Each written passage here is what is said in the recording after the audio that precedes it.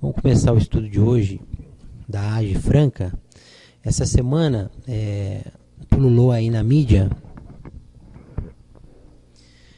no Superior Tribunal de Justiça, uma decisão que concedeu aí indenização por danos morais a uma filha, né? Reconhecendo que o pai abandonou, né? Pulou aí na imprensa, vocês todos devem estar sabendo. E a decisão é muito interessante, tem muitos aspectos aí do ponto de vista do espiritismo para a gente debater, né? Então eu estou aqui com o Ayrton, com a Júlia e com a Raquel e com o Matheus. E nós vamos ler a decisão, estudá-la e fazer reflexões aí à luz da doutrina, né? No sentido aí da gente se aprimorar e tentar expandir os nossos conhecimentos.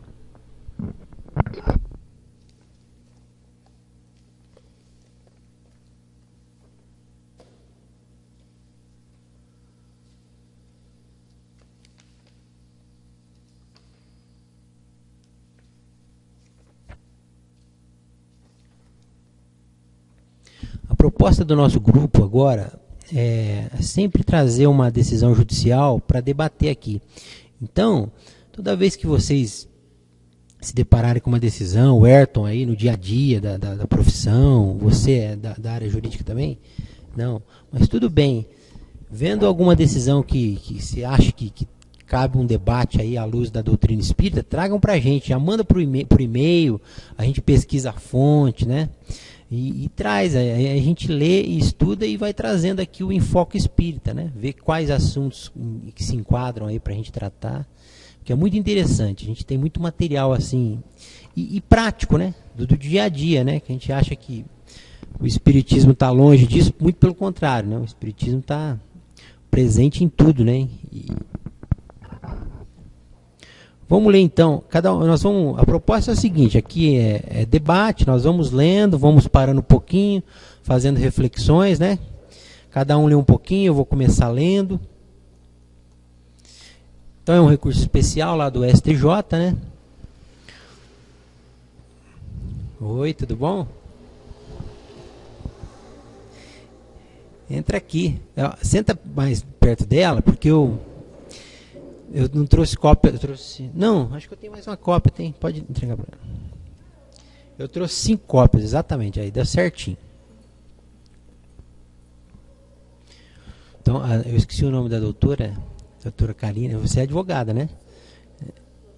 Não, né? Então a Karina, ela é irmã nossa. Karina Essado? Então ela é mais que irmã. Então ela é irmã mesmo de sangue, né? Então a nossa proposta, só para você que chegou agora, a gente vai estudar essa decisão recente do STJ, que condenou um pai aí a pagar a indenização de R$200 mil porque ele abandonou a filha, né? O abandono afetivo da filha aí durante toda a sua adolescência, não acompanhou o crescimento dela, e nós vamos ver a posição do direito posto, né? E vamos estudar à luz do espiritismo essa decisão, tá? Então nós vamos lendo trechinhos, vamos parando, vamos debatendo, cada um vai dando a sua opinião, tá? Então vamos começar. Cuida-se de recurso especial interposto por Antônio Carlos Jamas, com fundamento no artigo 105, 3, A e C da Constituição Federal, contra acórdão proferido pelo Tribunal de Justiça. Aí há um resumo aqui do caso. A ação é uma ação de indenização por danos materiais e compensação por danos morais, ajuizada por Luciane Nunes de Oliveira Souza em desfavor do recorrente, por ter sofrido abandono material e afetivo durante sua infância e juventude.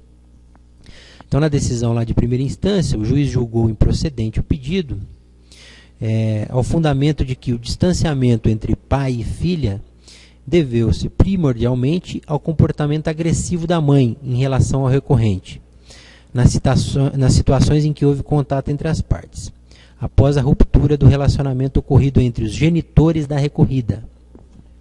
Então, aquele velho caso, né, que a mãe briga e não deixa o pai ver, né? Essa foi a alegação lá em primeira instância e ele acabou saindo vencedor, né?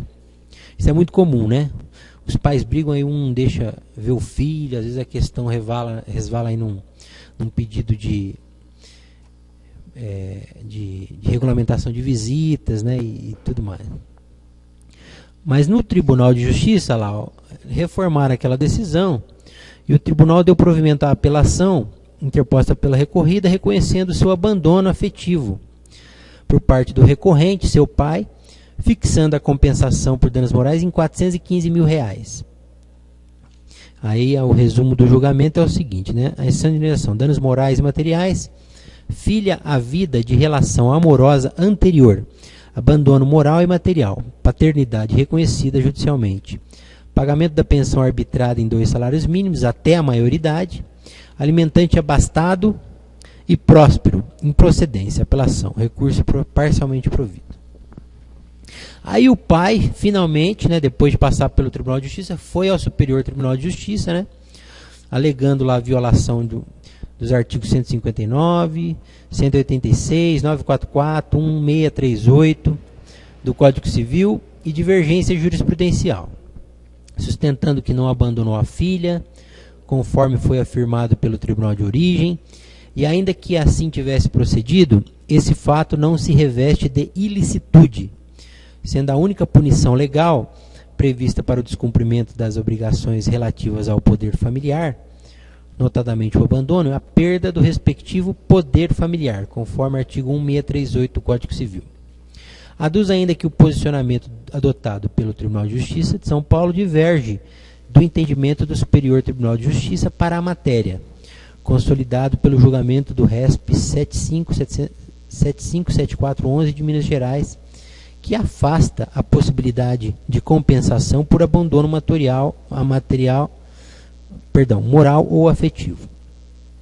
Em pedido sucessivo, ele pede ainda a redução do valor fixado a título de compensação por danos morais.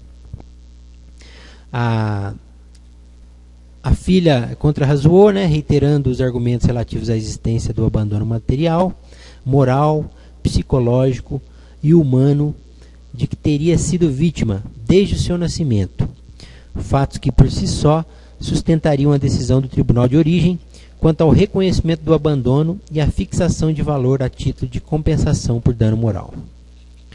O Tribunal de Justiça admitiu o recurso. Esse é o relatório. Agora a ministra Nancy Andrighi começa a proferir a decisão, né? Ela foi a relatora do caso, né? Aí ela começa assim: sintetiza-se a lide em determinar se o abandono afetivo da recorrida, levado a efeito pelo seu pai, ao se omitir da prática de fração dos deveres inerentes à paternidade, constitui elemento suficiente para caracterizar dano moral compensável. 1. Da existência do dano moral nas relações familiares. Faz-se salutar inicialmente, antes de se adentrar no mérito propriamente dito, realizar pequena digressão quanto à possibilidade de ser aplicada às relações intrafamiliares a normatização referente ao dano moral. Muitos, calcados em axiomas que se focam na existência de singularidades na relação familiar, sentimentos e emoções, negam a possibilidade de se indenizar ou compensar os danos decorrentes do descumprimento das obrigações parentais a que estão sujeitos os genitores. Contudo, não existem restrições legais à aplicação das regras relativas à responsabilidade civil e o consequente dever de indenizar, compensar no direito de família. Ao revés, os textos legais que regulam a matéria, artigo 5º, 5 e 10 da Constituição Federal e artigos 186 e 927 do Código Civil, tratam do tema de maneira ampla e irrestrita, de onde é possível se inferir que regulam, inclusive, as relações nascidas dentro de um núcleo familiar em suas diversas formas. Assim, a questão que em nada contribui para uma correta aplicação da disciplina relativa ao dano moral deve ser superada com uma interpretação técnica e sistemática do direito aplicado à espécie, que não pode deixar de ocorrer mesmo ante os intrincados meandros das relações familiares. Outro aspecto que merece apreciação preliminar diz respeito à perda do poder familiar. Artigo 16382 do Código Civil, que foi apontada como a única punição possível de ser imposta aos pais que descuram do munus a eles atribuído de dirigirem a criação e educação de seus filhos. Nota-se, contudo, que a perda do pátrio-poder não suprime nem afasta a possibilidade de indenizações ou compensações, porque tem como objetivo primário resguardar a integridade do menor, ofertando-lhe por outros meios a criação e educação negada pelos genitores, e nunca compensar os prejuízos advindos do mau cuidado recebido pelos filhos. Então, o que ela quis dizer aqui, que além de perder o poder familiar, isso não impede que a pessoa ainda responda com o pagamento de uma indenização, né? Então, às vezes, o mau pai ou a mãe incapaz, né, que abandona o filho, além de perder o poder familiar, não é só isso, ela pode sofrer também uma punição, né, indenizatória por conta desse abandono, desse descaso. E esse era um dos argumentos do pai aqui, né? Falou assim, olha, eu podia no máximo perder o pátrio poder, mas nunca sofrer pena de indenização, né, de pagar a indenização. Agora, continua pra gente, Raquel, por favor, no item 2. Dos elementos necessários à caracterização do dano moral. É das mais comezinhas lições de direito a tríade que configura a responsabilidade civil subjetiva, o dano, a culpa do autor e o nexo causal. Porém, a simples lição ganha contornos extremamente complexos quando se focam as relações familiares, porquanto nessas se entremeiam fatores de alto grau de subjetividade, como afetividade, amor, mágoa, entre outros, os quais dificultam sobremaneira definir ou perfeitamente identificar e ou constatar os elementos configuradores do dano moral. No entanto, a par desses elementos intangíveis, é possível se visualizar na relação entre pais e filhos, liame objetivo e subjacente, calcado no vínculo biológico ou mesmo autoimposto, casos de adoção, para os quais há preconização constitucional e legal de obrigações mínimas. Sendo esse elo fruto sempre de ato volitivo, emerge para aqueles que concorreram com o nascimento ou adoção a responsabilidade decorrente de suas ações e escolhas, vale dizer, a criação da prole. Fernando Campos Scaff retrata bem essa vinculação entre a liberdade no exercício das ações humanas e a responsabilidade do agente pelo ônus correspondentes. A teoria da responsabilidade relaciona-se à liberdade e à racionalidade humanas, que impõe à pessoa o dever de assumir os ônus correspondentes a fatos a ele referentes. Assim, a responsabilidade é corolário, submetendo-a ou o respectivo patrimônio aos resultados de suas ações que, se contrários à ordem jurídica, geram-lhe no campo civil a obrigação de ressarcir o dano, quando atingem componentes pessoais, morais ou patrimoniais da esfera jurídica de outrem. Da culpa ao risco na responsabilidade civil, em Rodrigues Júnior, Otávio Luiz, Mamed, Gladstone, Rocha, Maria Vital. Não precisa falar não. Fazer as citações é muito comprido. Tá ótimo. Aqui ele fala, aqui a gente pode identificar o livre-arbítrio, né? Exatamente aí como apregou a doutrina espírita, né? Cada ação equivale a uma reação, né? Você pode querer dirigir em alta velocidade, mas se você cometer algum ilícito, você obrigatoriamente tem que pagar. Se você pode ter filhos, mas obrigatoriamente você tem uma responsabilidade, né?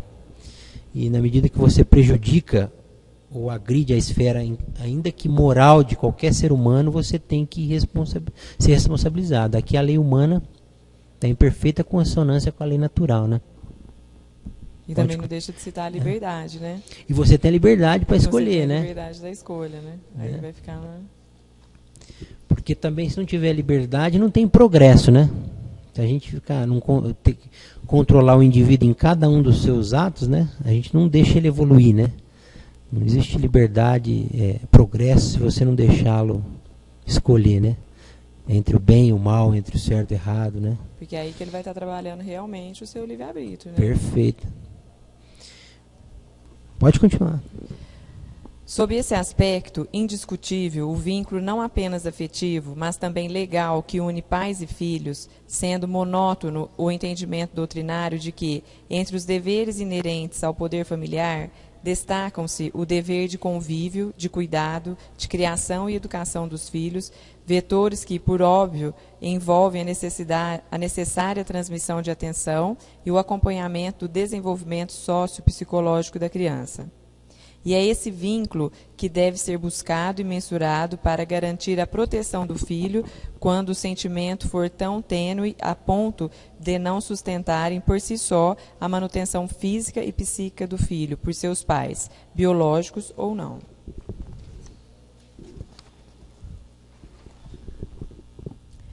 À luz desses parâmetros, há muito se cristalizou a obrigação legal dos genitores ou adotantes quanto à manutenção material da prole, outorgando-se tanta relevância para essa responsabilidade, a ponto de, como meio de coerção, impor-se a prisão civil para os que a descumprem sem justa causa. Perquirir com vagar, não sobre o dever de assistência psicológica dos pais em relação à prole, obrigação inescapável, mas sobre a viabilidade técnica de se responsabilizar civilmente aqueles que descumprem essa incumbência, é a outra faceta dessa moeda e a questão central que se examina neste recurso. Bom, então, do ponto de vista material, né, a gente vê aí inúmeras ações aí que a lei já é bastante severa, inclusive, né, obrigando esse pai omisso, né, a cuidar materialmente do filho, né, pagando os alimentos, né, inclusive sob pena de prisão civil. E na maioria dos casos, quem advoga na área de direito de família, vocês todos já advogaram, né, a questão fica mesmo adstrita a esse compromisso material, né. A gente não vê essa preocupação do lado psicológico, né, do lado do zelo, né, do dever de presença do pai, né. A questão ali fica muito fria, né, e materializada. Pagou a pensão, quanto que é, está atrasada, né. Bem valores, né? Não é? Ah, claro. Mesmo porque às vezes a gente atende um cliente que fala, né, mas ele não vê o filho, ele não vem ver e tal. E a gente costuma responder, né, isso a gente não consegue obrigar. Porque a gente consegue obrigar a pagar a pensão, né? Que se também só porque vai preso, senão também não, nem todos iriam aceitar isso espontaneamente. Agora, o afeto, a gente não consegue obrigar na lei a pessoa a ter essa atenção, esse afeto com o filho, né? Perfeito. Você entrou no ponto que a ministra vai entrar a partir de agora. É que o direito não consegue obrigar as pessoas, né? Não tem proteção para determinados valores jurídicos, né? Amar é um deles, né? Nós não conseguimos obrigar ninguém a amar ninguém, né? Mas se você também deixar de cumprir essa obrigação, não podemos deixar de penalizar. Essa é uma discussão que nós vamos fazer no final, né? Pode continuar lendo, então. Da ilicitude e da culpa. A responsabilidade civil subjetiva tem como gênese uma ação ou omissão que redunda em dano ou prejuízo para terceiro e está associada, entre outras situações, à negligência com que o indivíduo pratica determinado ato ou mesmo deixa de fazê-lo, quando seria essa sua incumbência. Assim, é necessário se refletir sobre a existência de ação ou omissão juridicamente relevante para fins de configuração de possível responsabilidade civil, e ainda sobre a existência de possíveis excludentes da culpabilidade incidentes à espécie. Sob esse aspecto, calha lançar luz sobre a crescente percepção do cuidado como valor jurídico apreciável e sua repercussão no âmbito da responsabilidade civil, pois, constituindo-se o cuidado fator curial à formação da personalidade do infante, deve ele ser alçado a um patamar de relevância que mostre o impacto que tem na rigidez psicológica do futuro adulto.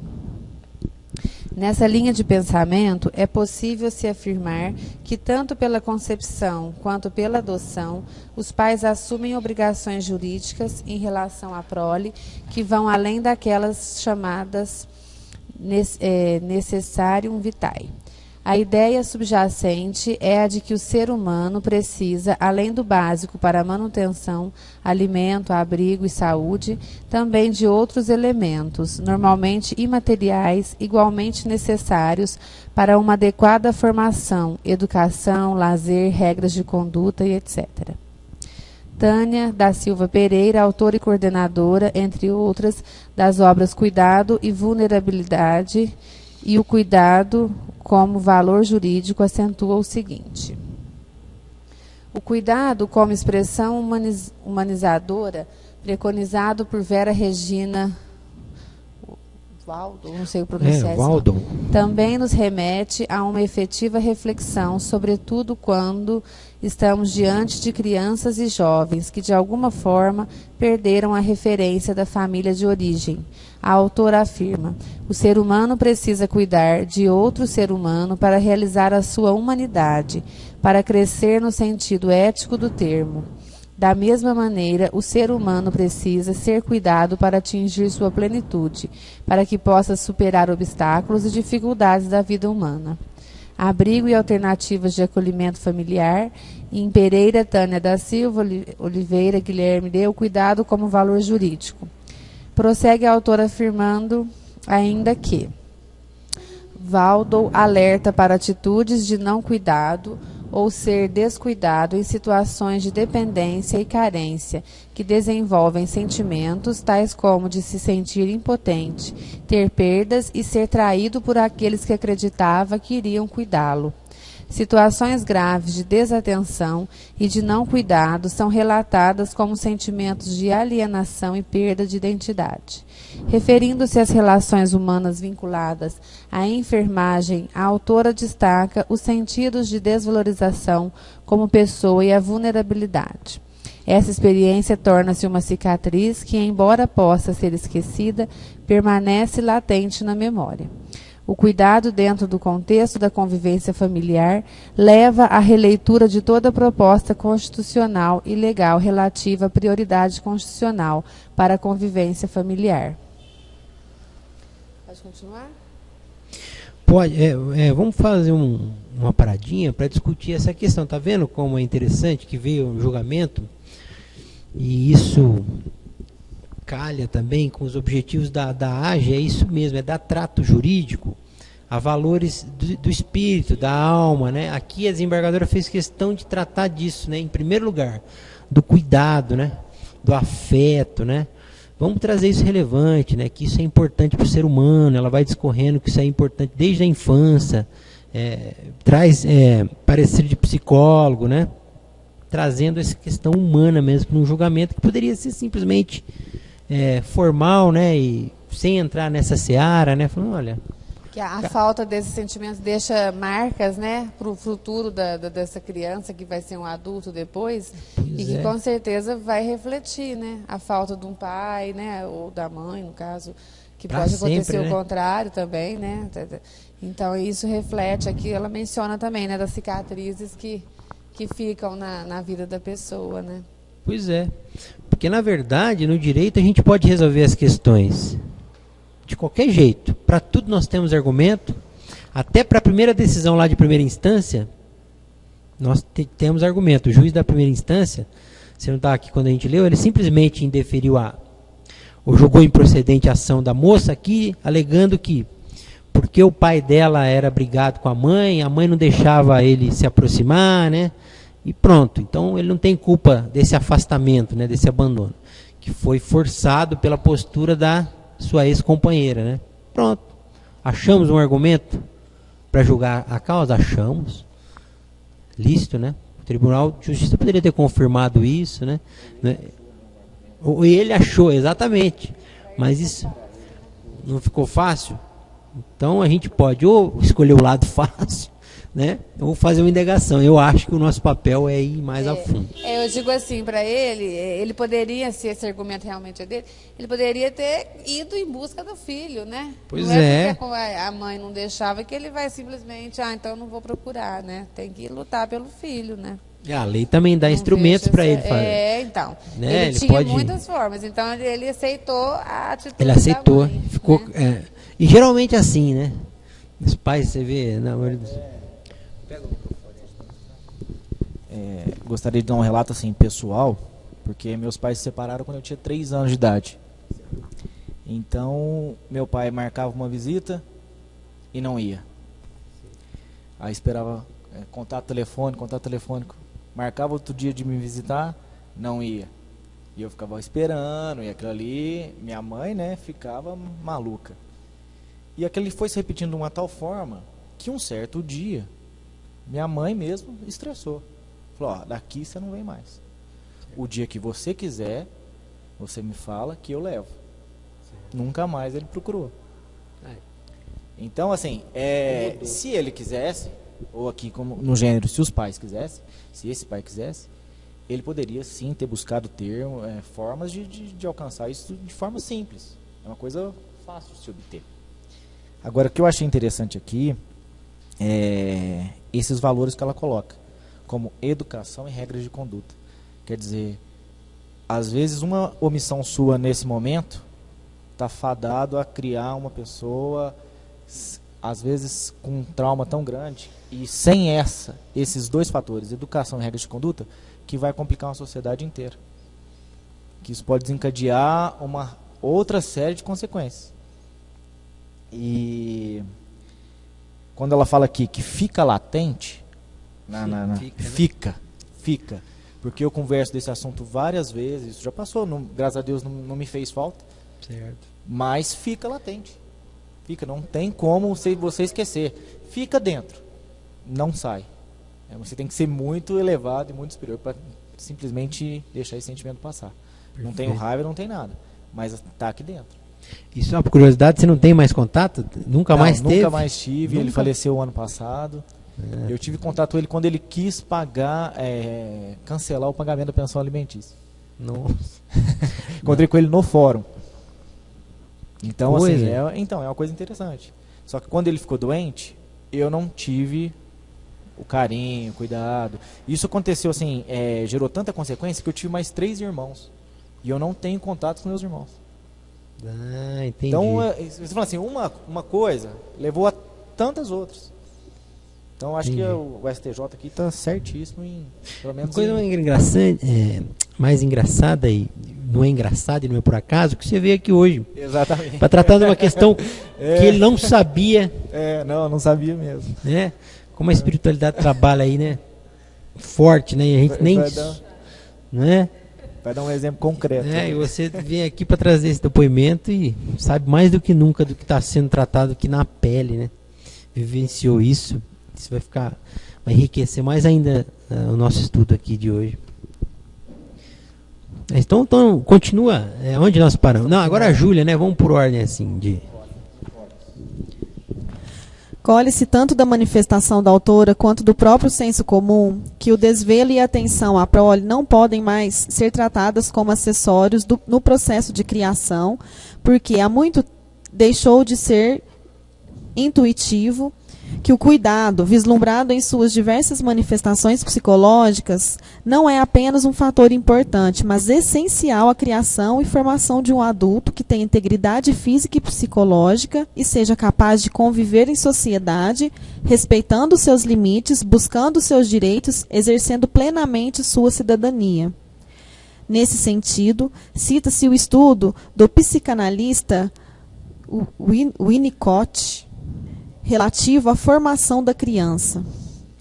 Do lado psicológico, um bebê privado de algumas coisas correntes, mas necessárias, como um contato afetivo, está voltado, até certo ponto, a perturbações no seu desenvolvimento emocional que se revelarão através de dificuldades pessoais à medida que crescer. Por outras palavras, À medida que a criança cresce e transita de fase para fase do complexo de desenvolvimento interno, até seguir, finalmente, uma capacidade de relacionação, os pais poderão verificar que a sua boa assistência constitui um ingrediente essencial. Essa percepção do cuidado como tendo valor jurídico já foi, inclusive, incorporada em nosso ordenamento jurídico, não com essa expressão, mas com locuções e termos que manifestam suas diversas desinências, como se observa no artigo 227 da Constituição Federal. Vê-se hoje nas normas constitucionais a máxima plenitude possível e, em paralelo, a cristalização do entendimento, no âmbito científico, do que já era empiricamente percebido. O cuidado é fundamental para a formação do menor e do adolescente. Ganha o debate contornos mais técnicos, pois não se discute mais a mensuração do intangível, o amor, mas sim a verificação do cumprimento, descumprimento ou parcial cumprimento de uma obrigação legal, cuidar. Negar ao cuidado o status de obrigação legal importa na vulneração da membrana constitucional de proteção ao menor e adolescente, cristalizada na parte final do dispositivo citado, além de colocá-los a salvo de toda a forma de negligência. Alçando-se, no entanto, o cuidado à categoria de obrigação legal, supera-se o grande empeço, sempre declinado quando se discute o abandono afetivo, a impossibilidade de se obrigar a amar. Aqui não se fala ou se discute o amor, e sim a imposição biológica e legal de cuidar, que é dever jurídico, corolário da liberdade das pessoas de gerarem ou adotarem filhos. Olha que legal. Pode ler até ela concluir no próximo negrito aí, que nós vamos parar aqui e fazer uma boa discussão. O amor diz respeito à motivação, questão que refoge os lindes legais, situando-se pela sua subjetividade e impossibilidade de precisa materialização no universo metajurídico da filosofia, da psicologia ou da religião. O cuidado, distintamente, é tisnado por elementos objetivos, distinguindo-se do amor pela possibilidade de verificação e comprovação de seu cumprimento, que surge da avaliação de ações concretas, presença, contatos, mesmo que não presenciais, ações voluntárias em favor da prole, comparações entre o tratamento dado aos demais filhos, quando existirem, entre outras fórmulas possíveis que serão trazidas à apreciação do julgador pelas partes. Em suma, amar é faculdade, cuidar é dever. Legal, né? Ela chegou no ponto aí, né? Que a gente não pode obrigar ninguém. Vai lá. Deixa eu fazer um comentário, até uma coisa minha também, já que aproveitando o gancho dele. Que eu acho assim que o problema não está em separar, né? Eu acho que às vezes tem casos que precisam de separação, às vezes não tem a condição. Mas a questão é a falta do cuidado. Eu sou separada e o pai da minha filha tinha 1 aninho e o pai dela é super presente. Ela leva isso tudo super natural, entendeu? Ela tem assim, só tem os pais cada um numa casa, mas o amor é enorme, ele é muito presente. Então, assim, faz o que tem que fazer e ela também tem o maior amor por ele, maior. Então, assim, eu acho que existe a falta aqui é do zelo, né? Do cuidado, da presença. Não importa se está na mesma casa, porque às vezes dentro da casa existem casais que moram na mesma casa e não há o cuidado do pai ou da mãe. Às vezes fica a cargo de um só, né? E ele está ali de corpo, mas não está de espírito, não está fazendo o que tinha que fazer. Então, eu só queria também colocar... Perfeito. Eu já ouvi muitas queixas em casos de separação, clientes dizendo isso. Olha, ele até leva os meninos na escola, mas ele nunca deu um conselho, ele nunca sentou, transmitiu afeto nenhum para os meninos. Ele tem uma função aqui meramente, né, física. Não participa, igual você falou, dentro da casa. Ou às vezes isso não é participar, isso não é... Pagando as contas já basta. Exatamente. Né? Não é assim, né? E é ausente no resto tudo, né? O casamento ou a criação de filhos não é isso, né? Então, o meu caso, graças a Deus, é muito. Eu Ai, que fico muito legal. feliz porque é super natural. Para ela, como foi desde um aninho e sempre nunca teve esse negócio de falar mal um do outro, tal, ao contrário, então ela sempre levou isso muito bem e ele, nossa, super atencioso com ela. Então, é um exemplo que ainda não tem outros filhos, não sei como vai ser quando tiver, mas acredito que não vai ser diferente, não, porque já é da pessoa, né, essa atitude. Isso aí. Mas é uma coisa assim. Então, eu só queria dizer o seguinte: às vezes as pessoas acham que não pode separar, né? Que tem que viver junto, que tem que.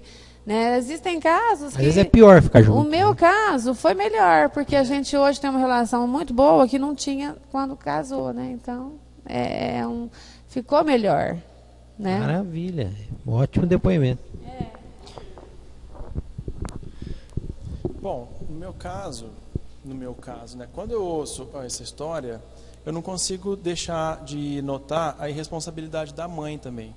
Porque falou muito do pai que faltou, né, a presença, mas só que cadê a mãe, então, pedindo para o pai responsabilizar? Cadê a mãe cobrando? Cadê a mãe indo atrás? Entendeu? Não falou em nenhum momento. Aí espera a menina crescer, se tornar adulta, para a própria menina correr atrás dos seus próprios direitos. Entendeu? Então eu também não consigo deixar de notar a falta de responsabilidade da mãe nesse caso. Porque em nenhum momento foi falado que a mãe foi atrás, que a mãe buscou, que a mãe... E em contrapartida, fica extremamente confortável para a moça receber 400 mil reais do pai, né, na hora que ela ficou adulta, né, sei lá, não fala quantos anos ela tem, mas ela, a hora que ela se torna adulta, ela quer receber 400 mil reais do pai e o pai tem que se virar para pagar. Eu sou da opinião que eu não tiro a responsabilidade de que o pai tem que pagar a pensão e bancar o filho e tudo mais. Eu acho que a lei tem que ser cumprida mesmo, nesse caso. Só que eu sou da opinião que cada um tem os pais que merece e cada um tem os filhos que merece. Cada pai tem os filhos que merece e cada filho tem os pais que merece. Por quê? Porque existe um ser maior que escolhe essas pessoas por nós. Entendeu? Então, a pessoa com quem eu vou casar, eu escolho. Mas a pessoa que vai ser meu pai, eu não escolho. Então, lógico que tem algo por trás disso, tem algum aprendizado por trás disso. Não consigo separar isso, entendeu? Existe esse cara que escolhe essas pessoas, fala, não, esse aqui vai ser o pai do Mateus, entendeu? Então ele põe aquela pessoa ali, porque é claro que tem alguma ligação ali para aprender um com o outro, né? No meu caso, O próprio espírito também pode escolher. sim, lógico. Anteriormente. Se ele tiver consciência para isso, Escolhe, né? Eu acredito nisso também, que o próprio espírito também escolhe, fala, não, eu preciso daquele pai porque eu tenho que aprender essas coisas, né? E aí,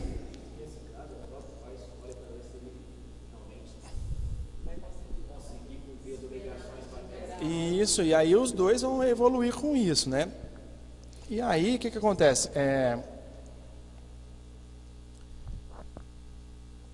Eu perdi um pouquinho, mas tudo bem.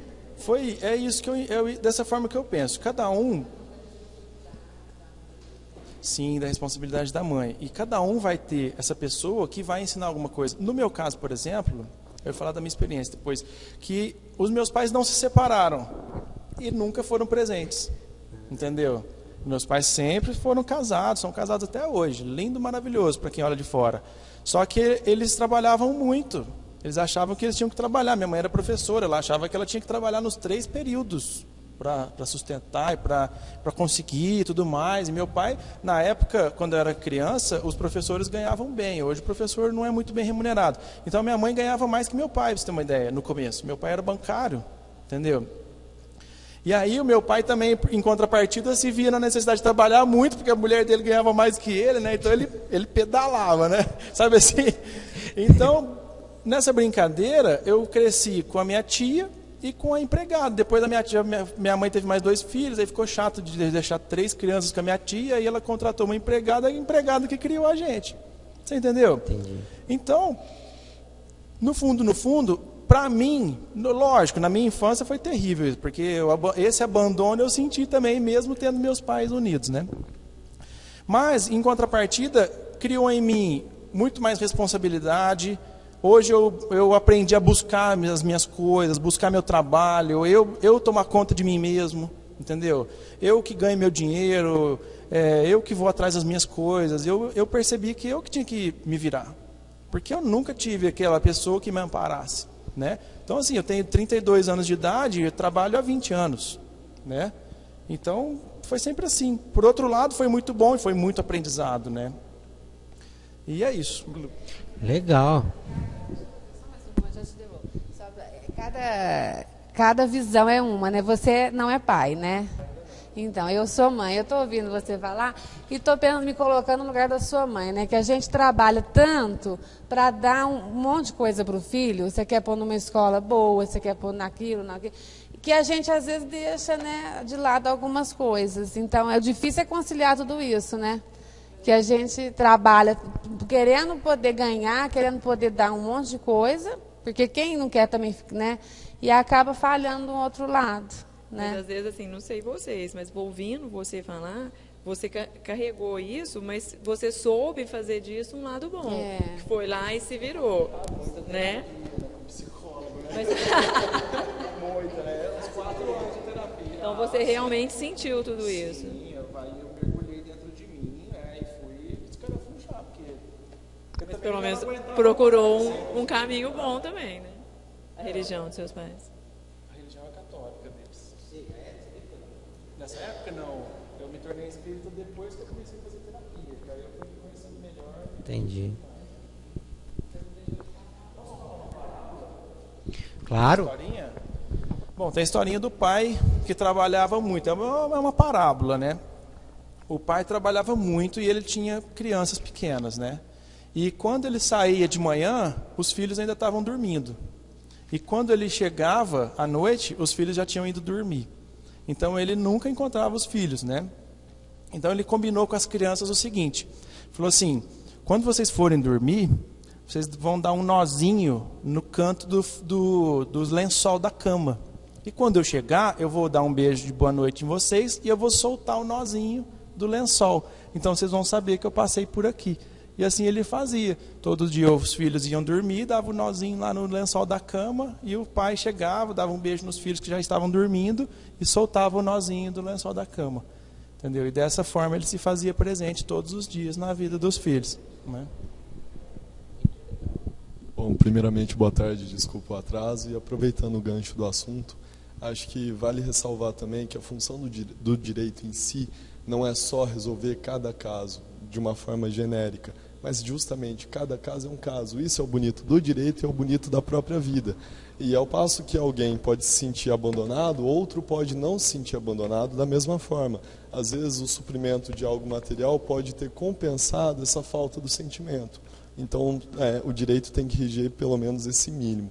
Outra coisa que eu acho interessante, a título de curiosidade, essa semana, se não me engano, o TJ do Rio ou de Minas deu a questão do abandono sentimental.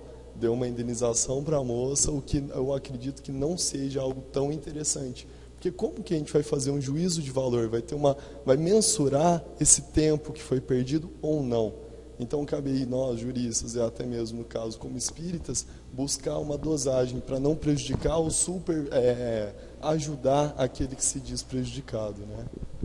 Perfeito. Vamos terminar a leitura do acordo, porque eu fiz umas questões que nós vamos abordar tudo isso e muito mais. Cada questão eu vou submeter à opinião de todo mundo. Vai ser bem interessante. Inclusive sobre o valor, né? Sobre se a indenização supre alguma coisa, né? Tem algum efeito aí, né? Para esses casos, né?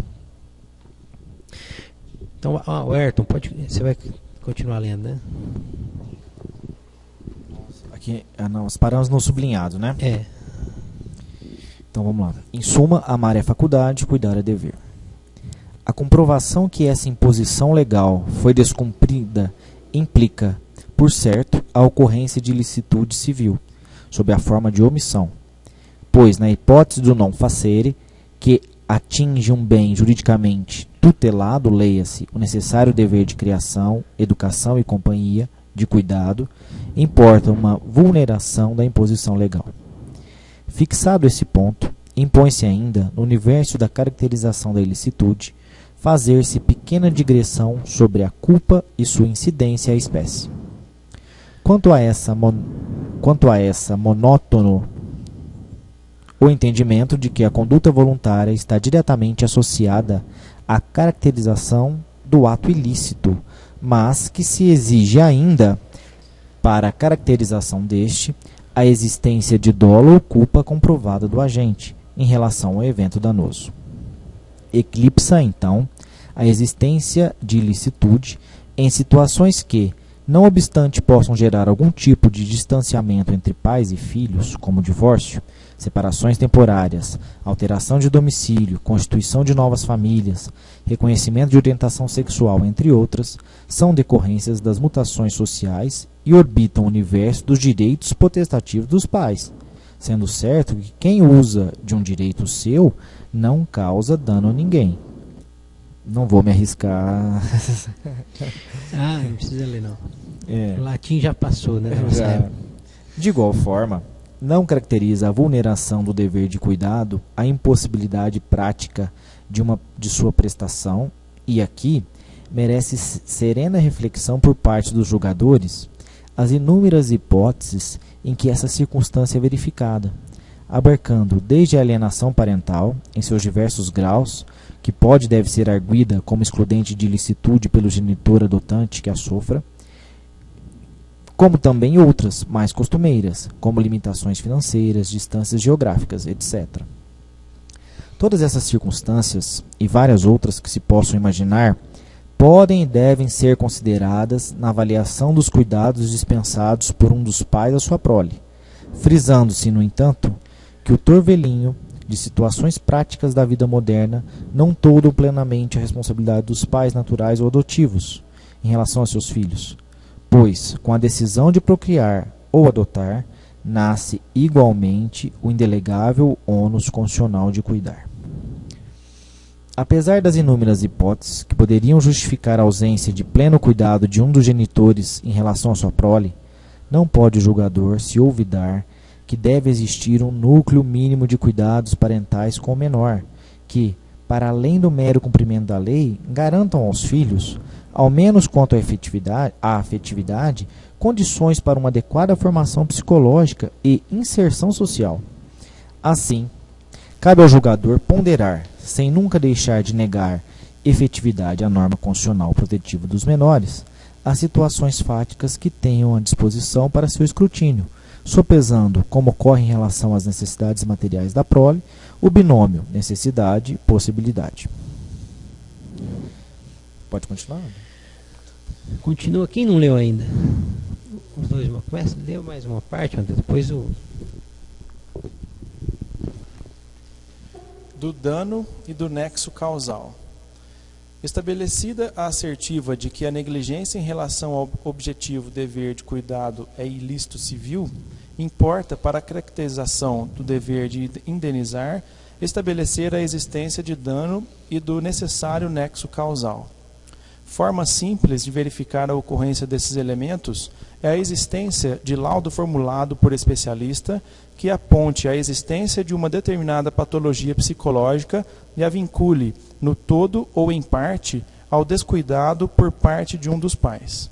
Porém, não se deve limitar a possibilidade de compensação por dano moral a situações símeis aos exemplos, porquanto inúmeras outras circunstâncias dão aso à compensação, como bem exemplificam os fatos declinados pelo tribunal de origem.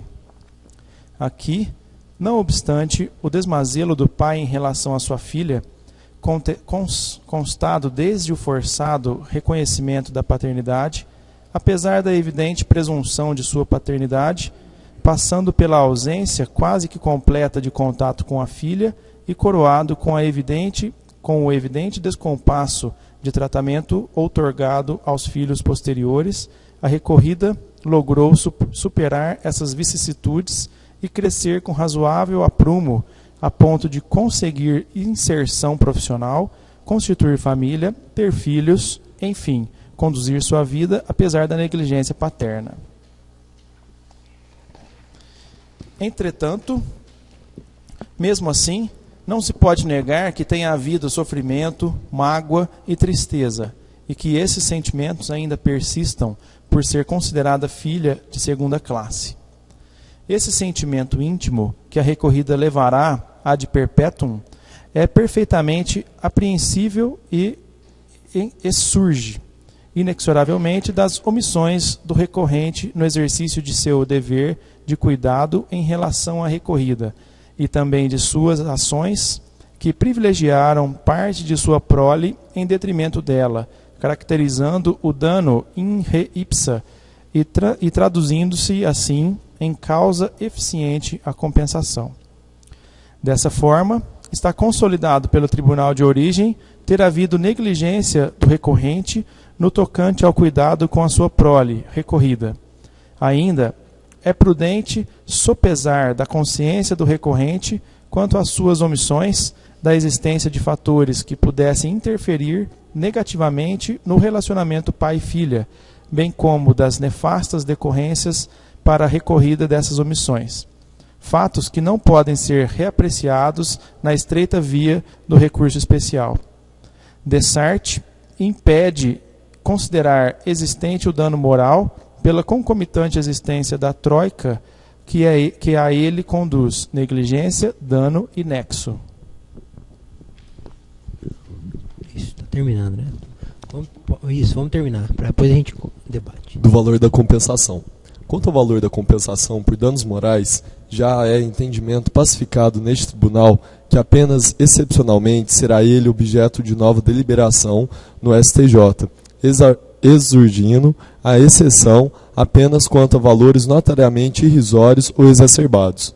Na hipótese, não obstante, o grau das agressões ao dever de cuidado perpetradas pela recorrente em detrimento de sua filha, tem-se como demasiadamente elevado o valor fixado pelo tribunal de origem, de R$ 415 mil, razão pela qual a reduzo para R$ 200 mil, na data do julgamento realizado pelo tribunal de origem.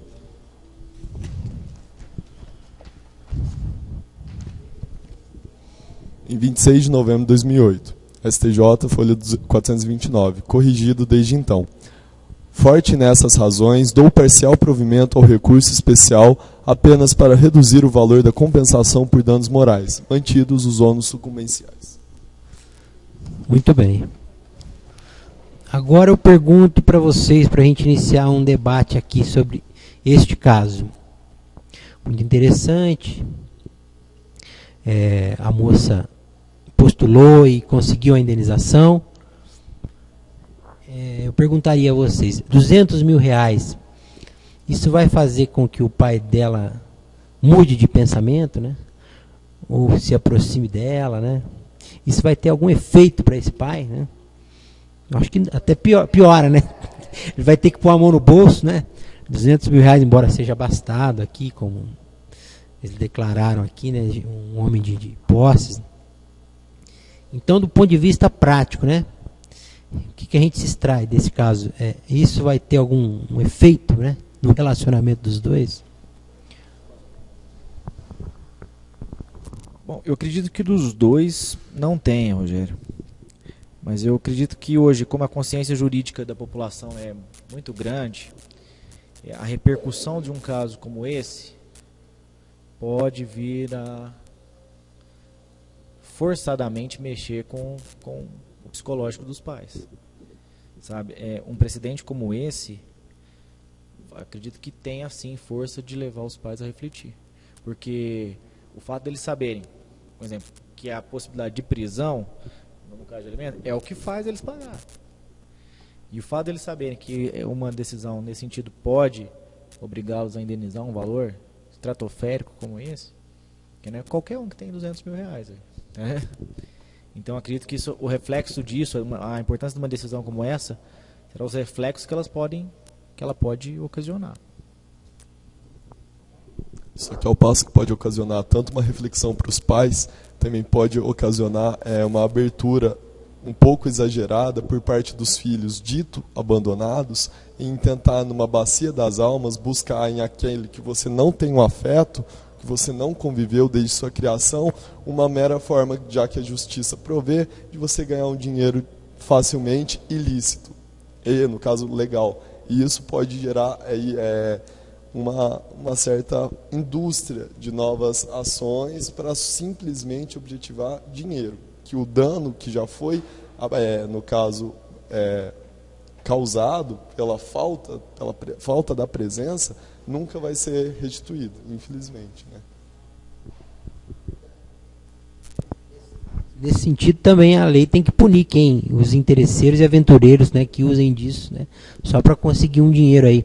Tanto que a própria ministra citou aqui que tem várias espécies de defesa que podem ser invocadas, né, a alienação parental, né, se a mãe se muda à distância, né, sempre com avaliação psicológica, né, tem uma série de requisitos aí.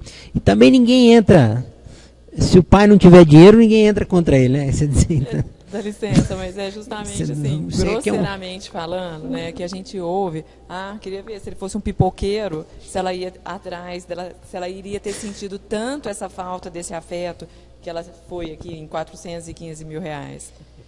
Assim, a criança, muito pessoal isso, né? Claro. Apesar de não ter vivido nenhum momento assim, só questão pessoal mesmo. O pai e a mãe, quando eles se pegam, eles usam a criança como se fosse um objeto mesmo. Então, se é pequeno, quando o pai e a mãe, se a mãe vai lá exigir pensão, ela vai com aquela raiva, naquela ausência dele, então ela quer pegar o máximo que ela pode, mas com a intenção de prejudicá-lo. Não é tanto só para criar a criança. Não é só para suprir que ela vai estar precisando daquele dinheiro para ter os cuidados materiais com a criança, não. Ela vai mais com a intenção de prejudicar o pai da criança do que, assim, isso que a gente ouve, porque às vezes você está conversando num ciclo de amizade da gente mesmo, você percebe que às vezes a pessoa até recorre, mas se ele não paga, fica esperando aquela data. N vezes, eu acho que, pelo menos eu já tive essa oportunidade de estar do lado de uma pessoa, mas na hora que chegar o dia, no outro dia eu já estou lá para prender ele. Quer dizer, isso a gente ouve várias vezes, né? Quer dizer, o intuito não é para ajudar financeiramente a culpa dele que precisa de cuidar mesmo da criança, é mais para prejudicar entre relacionamento de marido e mulher do que mais como pai e filho. Pelo menos isso não que eu tô existem vários casos assim. E no caso aqui é porque realmente o cara tinha, porque se não tivesse eu também nem sei. Às vezes a maioria das pessoas, quando os pais realmente não têm, nem vou. Também não serviu até hoje, não é agora que vai me servir. Quando os pais realmente não são financeiramente igual essa pessoa aqui para dar. Então, assim, eu acho que a justiça, nesse caso, ela citou várias coisas aqui, mas eu não deixo de ver o lado da briga pai e mãe, marido e mulher, financeiramente, falando mais alto do que a ausência do amor na criação da pessoa que está recorrendo, às vezes. Pois é.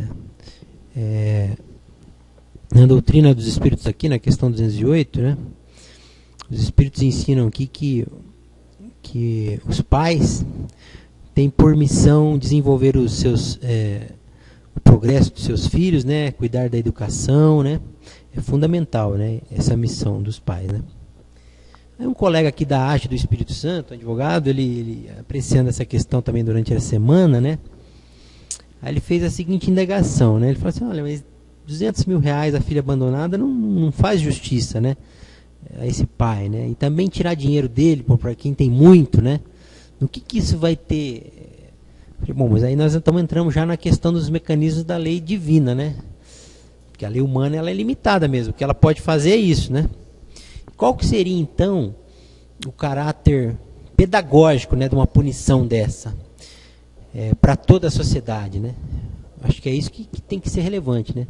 Esse assunto ele ocupou todos os telejornais. Vocês acham que isso inibe outras pessoas de agirem dessa forma? O fato de pensar que pode pagar uma indenização pesada se abandonar um filho, sabendo disso, né? Embora naturalmente a pessoa não teria que ter esse sentimento, né? Mas nesse estágio ainda que nós nos encontramos, né, de espíritos inferiores, né, materialistas ainda, né? Eu acho que, infelizmente, nesse estágio que nós estamos, materialista, a única forma de punir uma pessoa é mexendo no bolso dela, né? Então, isso realmente pode amedrontar as pessoas que são de classe alta, que têm condições, porque os que não têm, realmente não vai mudar por conta disso, né? Agora, pode ser que sirva de exemplo, sim. Mas, se fizer, é por obrigação, porque o amor, gente, a gente não força ninguém a amar, né? Então, realmente, eu entendo assim que pode causar um certo tempo de preocupação, né, pelo menos a princípio, depois o assunto também cai em esquecimento e volta tudo normal. Mas eu acho que, continuo dizendo, que amar, a gente não obriga ninguém a amar, né? Eu acho que completando o que ele falou, o dano moral em si, o dano moral por si só, é uma coisa subjetiva, né? Cada um se sente ofendido porque foi não sei o quê. Cada um, a ofensa é algo subjetivo. Então, por isso que o direito, graças a Deus, a gente tem que provar tudo, né, para poder... Então, aí cada caso vai ter que ser analisado. Vão existir filhos que vão ficar entrando com o intuito financeiro. Mas aí tudo vai ter que ser... Igual existe o dano moral, que as pessoas... A máquina do dano moral, né, que as pessoas entram com o intuito do financeiro. Mas vai ter que ser analisado com cada caso é um caso, né? Porque senão nada tem como generalizar. Mas eu acho que serve de exemplo para a classe alta. Para a classe mais baixa, isso talvez não afete muito, talvez, não sei. É isso mesmo, a finalidade dessa punição às vezes é... Aí até o colega fala assim, para um caso desse, o ideal seria obrigar um pai omisso desse a cuidar de um abandonado. Nessa vida ainda, né? O direito não pode fazer isso, né? Isso é uma... né? Ou talvez uma prestação de serviço num orfanato, também, ó, uma penalidade alternativa. Olha que legal.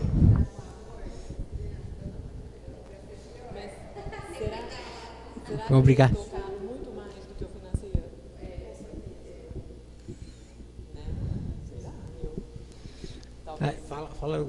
Talvez eu acho que igual aqui nesse caso, tirar o dinheiro de quem tem, porque então talvez é muito prático, mas às vezes cuidar por um período, talvez não vai ser com amor mesmo não, porque vai ser mais, eu acho que talvez vai mexer muito mais com o sentimento dele do que tirar uma prestação do bolso.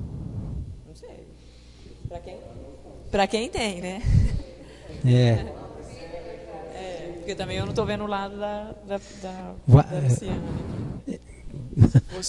Se for para pagar também, já vamos encarar então o fato de ter que pagar, então. Por que então essa multa indenizatória não ser paga mensalmente ao longo dos anos, como se tivesse sido na infância, por exemplo? Não é? A infância, vamos julgar que é a infância dos 0 aos 18 anos. Então então agora o pai tem que pagar por 18 anos mensalmente. Será que a filha ia querer? Se fosse para receber R$500 por mês, por exemplo. Entendeu? Ao invés de receber 200 mil de uma vez. Entendeu? É isso que eu questiono também. Será que essa filha ia querer receber só R$500 por mês durante 20 anos? Sei lá. Ela gostaria, sim. Porque ela quer ver o pai fazendo alguma coisa. Agora o problema volta na origem. Ele seria só o auxílio material. Exatamente. Essa é a preocupação. E a preocupação eles estão tentando, eu acredito assim que o reflexo aqui é sensibilizar. Sensibilizar, exatamente. Acho que a intenção é sensibilizar as pessoas, os pais, e voltar a questão para o livre-arbítrio. Espera aí, eu vou ter um filho? É isso mesmo, está no momento, está na hora. Então, perfeito, acho que sim, essa questão material, ela é muito... E a lei humana não consegue resolver, né? Não vai. Podemos arbitrar 1 milhão de indenização. A questão do afeto, do amor, obrigar as pessoas a amar, não tem jeito, né? Mas é para sensibilizar. É interessante essa discussão que nós estamos fazendo aqui hoje, e que isso seja divulgado mesmo, para sensibilizar as pessoas. Aqui se tratou de afeto, né, de questões psicológicas, do prejuízo que isso traz para o menor, no seu crescimento, né? Isso já basta, um julgamento desse já é fundamental. Ou a gente também tem que achar assim, não, isso não cabe ao direito cuidar, né? Questão de afeto. Abandonou porque ele quis, paciência, você que se vire, né? A gente tem que ter essa decisão simplista também, né? Tem que servir para alguma coisa, para essa reflexão. Modificar os homens só a lei do progresso, algum tempo, né? Não adianta a gente querer isso, né? Pretender isso, né? Com qualquer punição que seja, né? Ainda que obrigar esse cidadão a prestar serviços a um orfanato, como você disse, né? Se ele vai se ele vai com descaso, com raiva, não é, né? A gente não consegue mudar, né? Por mais que a gente tente solucionar. Mas aí eu pergunto para vocês outra coisa. Do ponto de vista, então, graças a Deus nós sabemos disso, do ponto de vista espiritual, qual seria um mecanismo assim da justiça divina para reparar um caso desse? Bom, no caso, como já não cabe mais na alçada carnal tentar justificar, porque a gente já extrapola todos os meios do direito em si, a própria lei natural, a lei de ação e reação, vai se responsabilizar por tal fato, seja para curar a dor que esse menor abandonado sentiu ao longo do seu crescimento, que ele não leve essa mágoa adiante, que quando ele tem a oportunidade de ter um filho, ele possa tratar de forma diferente esse filho, que ele não cometa os erros que o pai dele fez. E no caso do pai, quem sabe uma próxima vida, não sei, acho que nenhum de nós vai saber, mas uma próxima vida talvez venha a ser abandonado, não necessariamente como uma punição, mas simplesmente para você aprender que essa ausência, essa irresponsabilidade da sua atitude pode gerar outras coisas em outras pessoas que não estão preparadas para recebê-las. Umas vão entender com ódio, outras vão entender de maneira natural, mas aí cabe, infelizmente, ao tempo, e não necessariamente ao homem decidir isso. Perfeito, essa é uma saída aqui. Se ele vem abandonado numa próxima encarnação e por esse mesmo espírito, né? Algo talvez. bem matemático, algo sem analisar cada caso, mas... Seria ele sentir na pele a mesma coisa, né? Não funciona sempre assim, né? O mecanismo, mas seria uma forma, né? Dele aprender, de espiar, né? E ele também pode ser que também essa moça tenha feito isso, né? Numa existência anterior. Pode ser que a justiça divina já esteja, né? Se manifestando também. A gente não sabe, né? Se a questão já né? Isso aí já vem de longa data, né? Às vezes a gente analisa o caso, mas igual você mesmo disse no começo, ninguém vem ser filho por acaso, né? Ninguém cai numa família por acaso, ninguém se relaciona por acaso, né? Tudo tem uma ligação, né? Que por enquanto a gente não entende, né? Mas não é algo matemático, ainda assim a gente tem que acreditar Exatamente. que as pessoas podem melhorar, podem refletir e passar a ter outras atitudes, não necessariamente com aquele espírito que ela prejudicou, Perfeito. mas às vezes trabalhando em prol do outro, da caridade, de uma forma mais geral, ele vai deixar de ter essa punição, esse agravo que ele fez para ele mesmo. Porque eu fiz a seguinte reflexão também, então funciona assim, nas vidas sucessivas aí isso não tem fim. Aí na próxima vida, esse pai vem abandonado. Aí depois ela vem de novo. Quando que termina isso? É engraçado, Rogério, assim, o fato de ter acontecido isso comigo, eu tenho isso tão forte dentro de mim, essa necessidade de não fazer a mesma coisa que eu passei, isso é muito forte. Eu cresci, comento muito com a Júlia essas coisas, eu assim, nossa, quando eu tiver meus filhos, eu quero fazer de tudo para que isso não aconteça. Então, o reflexo foi muito positivo para mim. Para ele eu não sei até que ponto, para o meu pai em termos. Mas o fato de eu ter passado por isso, em mim despertou talvez um sentimento que talvez não despertaria se eu tivesse tido todo o carinho, toda a presença dele. Então para mim isso é muito forte. Pelo menos conscientemente está. E por outro lado também, a gente não sabe a escala de necessidades que a gente tem de evolução, né? Então para essa vida eu vim com alguns aprendizados. Só que deve ter outros que estão na gavetinha lá para eu trazer nas próximas, né? Entendeu? Então falar, para essa vida esse daqui está mais urgente, isso, né? Isso aqui está mais urgente, então você tem que levar nessa. Só que às vezes tem uns outros aprendizados que eu ainda estou lá ainda guardando para aprender ainda para frente, né? Entendeu? Então não necessariamente esse pai na próxima vida vai vir abandonado, que talvez esse não seja a falta mais urgente dele. Entendeu? Para ele ter feito isso com a filha, talvez ele tenha coisa pior aí para resgatar. Entendeu? Mesmo porque o abandono não existe só de pai para filho, de mãe para filho, né? Existem várias formas de abandono. Então ele pode, de alguma forma, ter essa sensação do abandono, né? Seja por um desprezo da sociedade, não sei, né? por alguma forma, ele pode se sentir abandonado. Não porque o pai abandonou, porque a mãe abandonou, né? Mas no outro sentido. Acho que pode ser assim também. Legal. E a gente intuitivamente sabe, né? Às vezes a gente tem aqui na doutrina, a gente aprende, né? Quando a gente tem a intuição do porquê que a gente está sofrendo determinadas provações aqui, né? E às vezes a gente tem a resposta de, porque eu estou precisando disso, né? Porque numa outra existência já aconteceu tal, igual você sente, né? Você tem essa necessidade, talvez isso possa ter acontecido, você não sabe o que débito que você tem com essa pessoa, às vezes não é só crédito, né? Então a gente tem que sempre perdoar e evoluir. Eu acho que o conflito tem um fim quando a gente realmente progride, né? Quando a gente chega nessa consciência de que, olha, não, eu não vou ficar pagando na mesma moeda, né? Eu não quero isso para os meus filhos, vou fazer o bem e vou perdoar. Eu acho que aí você encerra um ciclo aí. Quem não evoluiu, que vá para outro lugar, né? Mas se a gente conseguiu perdoar e conseguiu superar isso, aí você encerra esse ciclo aí de prova, né? De abandono, né? A moça aqui fez uma ação onde ela pôde trazer isso para a gente, mas se ela não fizesse essa ação, a lei divina ia ser aplicada do mesmo jeito, né? Ela é inexorável, né? Ela é imutável, né? Se você não provocar aqui a lei dos homens, mas os homens precisam ainda desse ferrão, né? Desses freios, né? De pesar no bolso, né? Para ele tentar no mínimo fazer o mínimo, pelo menos, né?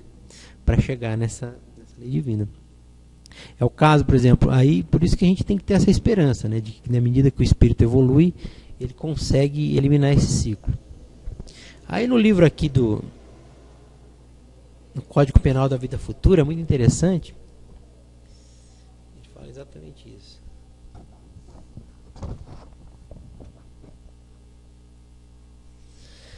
Olha lá, no item 7 aqui, fala que o espírito sofre segundo o que fez sofrer, de maneira que sua atenção, estando incessantemente voltada para as consequências desse mal, ele compreende melhor os inconvenientes do seu procedimento e é levado a se corrigir.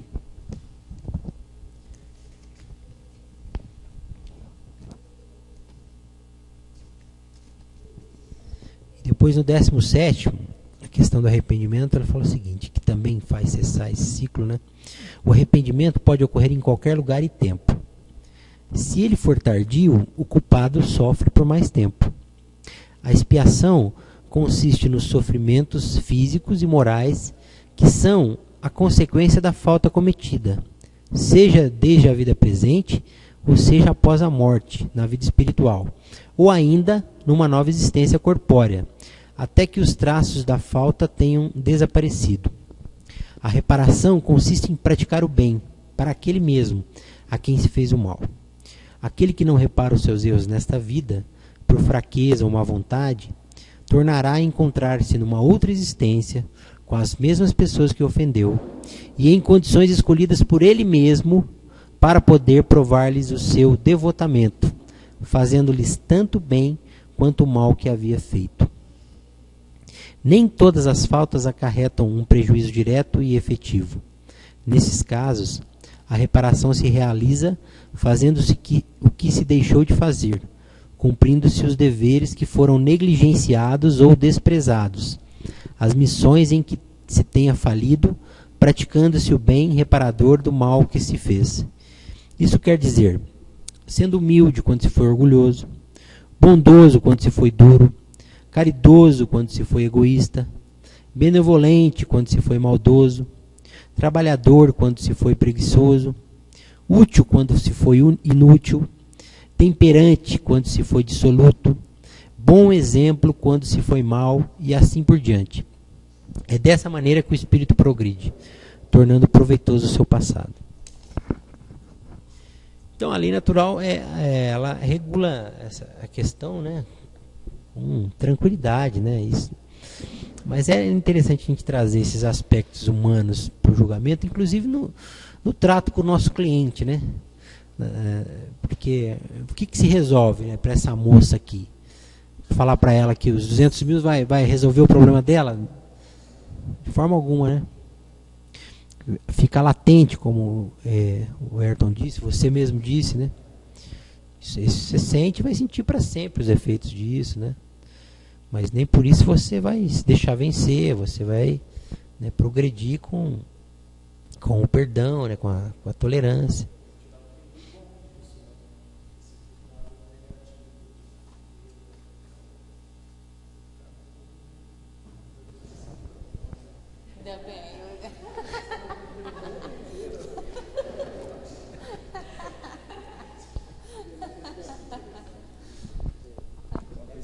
Não, um trecho aqui que eu achei interessante. Quando ela distingue amor de cuidado. Eu não, na hora que eu fiquei sabendo da decisão, eu falei assim, nossa, mas existem tantas formas de amor. E eu comecei a me questionar se o cuidado não era uma forma de amor, ou se dá para realmente fazer essa distinção. Então eu queria saber assim de vocês, o que vocês poderiam me ajudar, porque eu vejo o cuidado como uma forma de amor também. Então, por exemplo, existe o cuidar, que até eu já falei agora há pouco, que às vezes a pessoa acha que pagar está cuidando, né? Eu cuido dos meus filhos, eu dou pensão, eu pago a escola, mas quem leva, não, eu nem sei, eles, né? A mãe que leva, sei lá quem leva, a empregada, a mãe, sei lá quem. Então, eu talvez tenha cuidar nesse sentido financeiro, né? Que pode ser o cuidar só do material, que não inclui o amor aí. Então, depende, né? O cuidar também, acho que tem várias... Aí é uma forma de amor. Já chega, né, em amor. Não, isso é... Eu também acho, é um começo, ainda que... Acho que o cuidar só materialmente não quer... Pode ser, assim, só material, falta aí o amor. Mas também você está preocupado, né? Às vezes a pessoa não consegue. É o caso, às vezes, dos pais que trabalham demais e não conseguem passar o tempo necessário. Mas existem formas, igual a parábola, né? Que dá o nozinho. Então, tinha uma forma e tem uma forma sempre de você se fazer presente. Seja, nem que for um minuto ali, nem que for de um jeito especial, mas tem que ter, né? Você sabe que nós somos espíritos tão ignorantes que até para amar a gente tem que aprender, né? A gente tem que aprender até a amar, né? E começando com o cuidado, né? E eu tenho relatos, assim, por exemplo, eu até lembrei do Otávio Mesquita, um apresentador lá, ele tem um caso desse, parece que ele foi reconhecer um filho já na adolescência. Então, não teve contato por uns 15 anos. Reconheceu, começou primeiro com a obrigação material de pagar a pensão, mas depois fez a primeira visita, foi tendo um contato, hoje ele super íntimo do filho, entendeu? Não faz distinção nenhuma dele para com os do outro casamento, que começou com uma ação judicial, né? Então, tendo boa vontade das partes, né? Esse cuidado, e como nós sabemos, todos esses espíritos são afins, não estão aqui relacionados por acaso, esse cuidado, esse primeiro relacionamento, ainda que forçado, vamos dizer assim, né? Pode levar, né, a uma intimidade maior, não podemos... E isso vai de pessoa por pessoa, né? Agora você falando, estou imaginando até o caso que nós lemos e esse do Otávio Mesquita. Ele olhou por um lado positivo, né? Nele despertou, nossa, deixa eu dar uma atenção para o meu filho. Foi se pegando e amou. Agora o outro, algum pode levar para o lado negativo. Nossa, agora eu sou obrigado a fazer isso e tal. Então não dá para generalizar, porque vai existir diferentes situações, né? Vai dar espírito do grau de evolução de cada pessoa, né? E é tão amplo, mas tão amplo, mas tão amplo, que nós hoje, né, posso até falar pessoalmente, estamos olhando o caso, Luciane, R$200 mil. Mas é tão amplo que vai saber, depois que ela receber tudo isso, como vai ser o entendimento dela. Então, precisou da justiça, sim, dela colocar, talvez, tudo isso para fora, porque a gente não sabe o que ela estava vivendo no momento dela, né? O que ela passou. Às vezes, colocar tudo isso para fora, juridicamente falando, talvez que ela tenha a bênção de pegar isso num bom caminho, né? Que na hora que ela vê esses R$200 mil, que ela faça uma coisa muito boa, né? Tanto para ela quanto para um próximo. E, às vezes, eu acho que é tão amplo que com certeza foi necessário toda essa amplitude desse caso aqui na justiça, quanto desse dinheiro, para que ela tenha a bênção de recorrer num caminho do bem, igual nós estamos tendo discernimento, né, de analisar, mas, poxa, é um caso, e nós estamos analisando um caso de uma outra pessoa, né? Então, assim, é tão amplo que olha, queira Deus que ela realmente fez disso, colocar isso para fora, expor isso, para que ela tenha uma boa reação. Porque talvez seja necessário para a Luciane ter essa abertura para poder até caminhar melhor e, quem sabe, reagir melhor de uma forma que talvez ela não tivesse um conhecimento 100%. Né, que é olhar para o lado bom, é o que eu falei. Talvez você tenha procurado toda, né, as análises e tudo, mas não deixou de procurar um lado bom, né, por todo esse que você passou, mas pelo contrário, você procurou um lado bom, um entendimento que todos nós temos, né, 2 caminhos. Ou não, já que eu fui abandonado, deixa eu ficar por aqui mesmo, né, ou que seja de droga, ou que seja de fazer nada. Você foi atrás de se conhecer, de virar alguém e de procurar fazer algo. Então, assim, não deixou de ser um lado bom. É interessante a gente passar esse contexto agora, assim, para uma favela, para uma periferia de um bairro que os pais abandonam realmente, as mães cuidam dos... Como que essa criança, sem a presença desse pai, vai se desenvolver? Então, são os fatores, a educação, a moral, acho que ela fica realmente fadada a um insucesso, né? A traficar. Então aí já é... Assim, né? Dificilmente você vai ver alguém que vai falar, não, você tem direito disso, pode ir atrás disso. E mesmo assim, se for, você sabe quem que é o pai? Não estou pré-julgando ninguém, mas existem essas variantes que vão limitar a atuação de um bom sucesso, de um bom encaminhamento para a criança e para a ordem jurídica em um local como a favela, né? Infelizmente. Mas não que nós devemos deixar de tentar levar até lá, né? Não é isso, não é porque lá é difícil você aplicar que a gente vai deixar de ir até lá, mas ainda assim existem dificuldades e vamos tentar superá-las. Mas uma coisa é certa, né? Quando a gente trata de discutir educação, né, e discutir da postura de pais, da postura de criação dos filhos, nós estamos cuidando do problema lá no comecinho, né, na causa mesmo, né? É melhor discutir isso sempre, muito mais, do que ficar tentando depois discutir tratamento penal, né, para essas pessoas, né? E é o que se faz, né? Igual as consequências do abandono afetivo, né, podem gerar aí inúmeros criminosos aí do futuro, né, que nós não temos cadeia para pôr esse tanto de gente que virá aí, né, que está se desvirtuando. Então, eu acho que o debate tem que ser, essa reflexão tem que ser muito boa. No caso, graças a Deus, a moça casou, tem filhos, trabalha, né?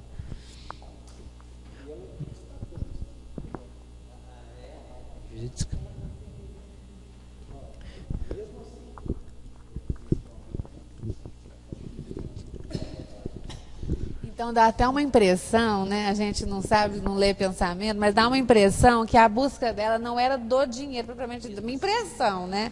É mais corrigir um erro que o pai fez. Porque, assim, como eu falei no começo, a gente, né, só sente quando mexe no bolso, que infelizmente nós estamos mais vinculados a isso. Então, dá a impressão, quando ela falou isso, que a busca dela, apesar de tudo, eu venci, mas ele vai ser punido da forma que eu consigo essa, né? Para poder enxergar o que ele... Porque não tinha como voltar atrás. A menina... Então dá a impressão que a busca dela... Dá a impressão que nem era só o dinheiro, que nem era o dinheiro, era mais a correção do que ele fez, né? E dá a impressão isso. É isso mesmo, para isso que tem que servir o nosso direito aqui dos homens, né? Para buscar reflexão nesse aspecto. Brigar por picuinha, brigar por coisas menores, eu acho que a gente tem que se abster. Mas se a causa é nobre, e isso eu acho que ela pode ter sido instrumento aí da espiritualidade, vai, busque a divulgação disso também, tudo a gente acredita que tenha sido, né? Agora, por outro lado, causas que não sejam de relevância moral, a gente não deve nunca incentivar. E sempre deve incentivar em cada causa porque serve de paradigma, né, de elemento de pedagógico para ensinar todo mundo um julgamento desse, né? Parou lá o ministro para estudar psicologia, né? Trouxe aqui relatos de sociólogos, né, de outras decisões. E o direito é legal por isso. E a nossa atuação é legal que seja nesse sentido, né? Trazendo elementos metajurídicos, vamos dizer assim, para o caso, né? Julgar um caso, você vê que não depende só de saber a lei, né? Precisa saber um pouco de psicologia, né? De que mais? De todas as outras, sociologia, né? E por que não de espiritismo, né? Muito melhor ainda para quem é espírita, não que nós precisamos falar, declarar isso no processo, né? Esses dias até num julgamento também anterior a esse, não sei se vocês viram, até de Ribeirão Preto, o desembargador, ele teve que negar uma indenização para a moça, mas no final ele fez questão de escrever, olha, mas pode ficar tranquila que nós temos a lei de ação e reação e consequência você vai ser reparada, mas eu não posso fazer nada. Que era uma questão de um acidente de trânsito em Ribeirão Preto até. A moça foi num cruzamento, o cidadão atravessou, parece que não parou num sinal, não respeitou o semáforo, e eles estavam supostamente embriagados, né? Atropelou a moça que passava de moto e ela morreu. E a mãe dessa moça entrou com uma ação de indenização, né? E alegando que eles estavam embriagados, a culpa era deles, eles fugiram do local, tá? Fugiram do local, mas, né, então o desembargador falou assim, olha, eu não... enfim, fizeram o exame, não puderam fazer exame, né, para aferir se eles estavam alcoolizados ou não tinha testemunha, aconteceu de madrugada, enfim, eles não tinham elementos ali, né, práticos para condenar. O juiz disse isso, o desembargador também, mas o desembargador ele viu ali muitos indícios, né, a própria fuga dos que estavam no carro, né, a violência do acidente, o carro tombou muitos metros de distância, mas ele não tinha confiança, certeza absoluta para condenar, do ponto de vista das provas. Então ele disse isso, serve de alento, né, para a mãe da vítima, né? Nós temos ainda a lei de ação e reação. Então ele reconheceu, né, a limitação da lei humana, mas que não impede a gente de agir, né, de fazer essas reflexões, né? Então é isso, pessoal. Quem mais quer fazer alguma consideração final? Podemos encerrar? Tudo em ordem? Podemos partir para o próximo? Quem vai se incumbir de trazer o próximo caso, hein? Não, eu tô bem aqui, né? É. Eu só ia falar que eu achei lindas as palavras da ministra. A ministra, aqui, né? Então, nunca tinha visto uma decisão tão bonita, tão sensível assim. Não sei se é sensível, né? Eu achei muito bonita. Nossa, em primeiro lugar, porque ela é mulher, né? Mulher é perfeição total. Tô adorando. E segundo, porque ela também é espírita. Essa ministra é espírita, né? Não precisou, abordou o caso com sensibilidade, né? E sem precisar se declarar. Nós também não precisamos fazer proselitismo religioso, né? Impor as nossas ideias a ninguém, mas podemos ter sensibilidade, né? Em cada caso que a gente se deparar lá no fórum, com cada cliente nosso, né? Com cada parte, né? Tentando fazer o máximo de justiça, né? Que a justiça aqui dos homens se aproxime cada vez mais, né? De Deus, né? Então é isso.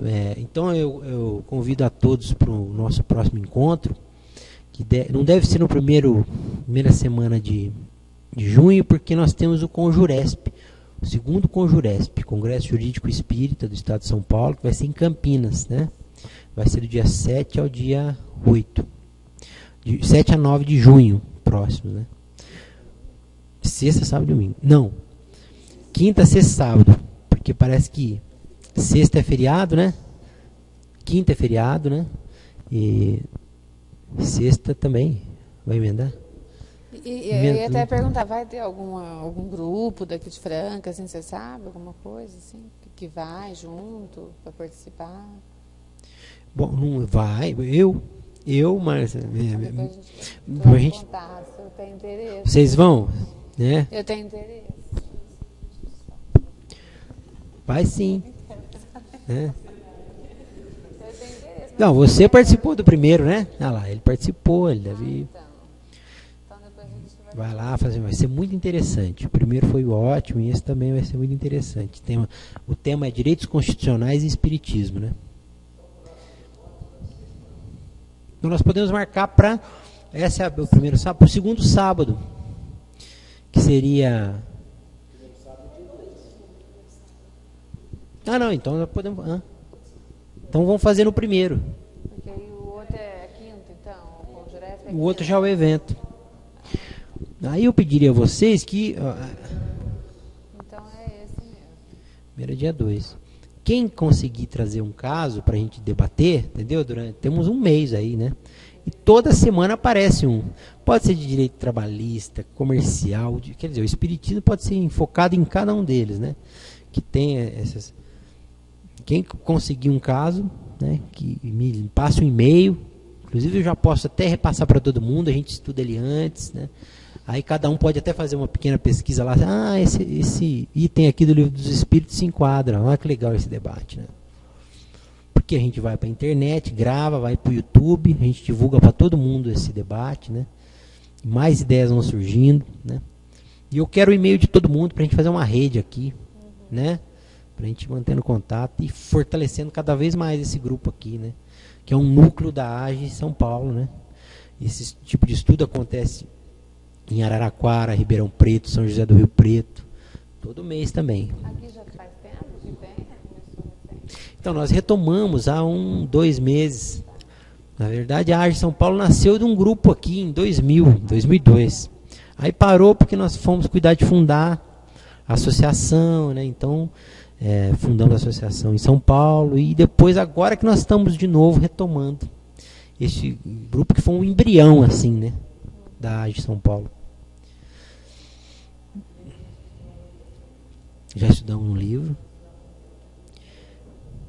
agora nós retomamos e aí a proposta eu achei interessante trazer casos práticos, decisões judiciais, né, que fica muito palpável, né, muito nosso dia a dia, né, a maneira da gente entender o caso concreto, né? Mas é um aprendizado, né?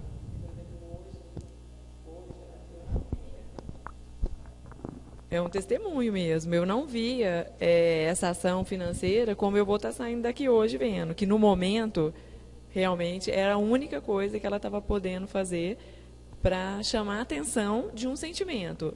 Ele, como nós ainda estamos aprendendo, eu estou saindo com esse conhecimento aqui hoje, que no momento foi a única maneira que ela encontrou de mexer com o sentimento foi através do financeiro. Que antes eu via, mas é só porque é rico, era só porque é dinheiro. E hoje eu estou saindo daqui realmente com um pensamento diferente, com uma visão diferente. E mostra a angústia nossa, né, de todos, do promotor, do advogado, do juiz. Chegam questões para a gente toda hora. Ixi, como é que eu vou te ajudar? Olha, meu pai me abandonou.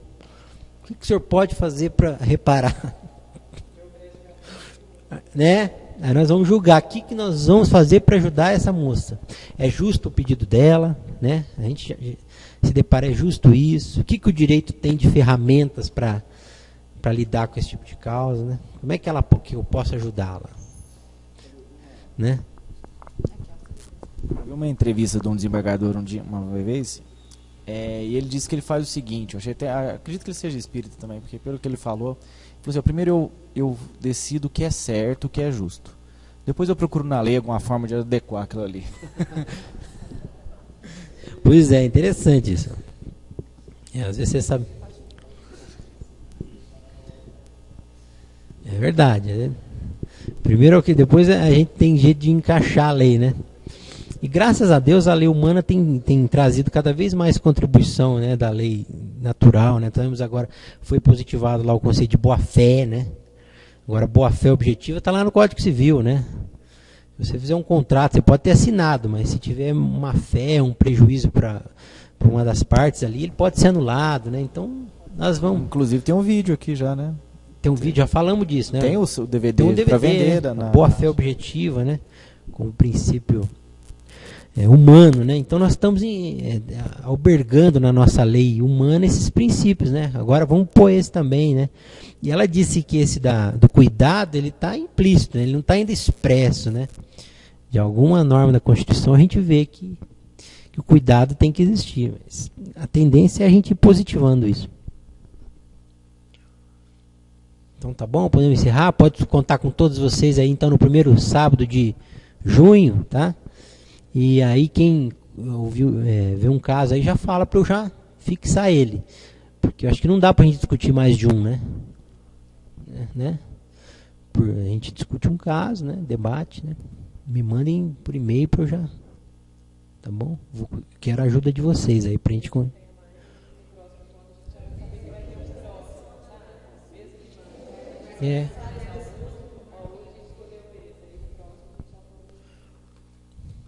Maravilha. Então podemos encerrar? Cometemos uma pequena e grave, ou melhor, pequena grave fala que nós não fizemos uma prece inicial, né?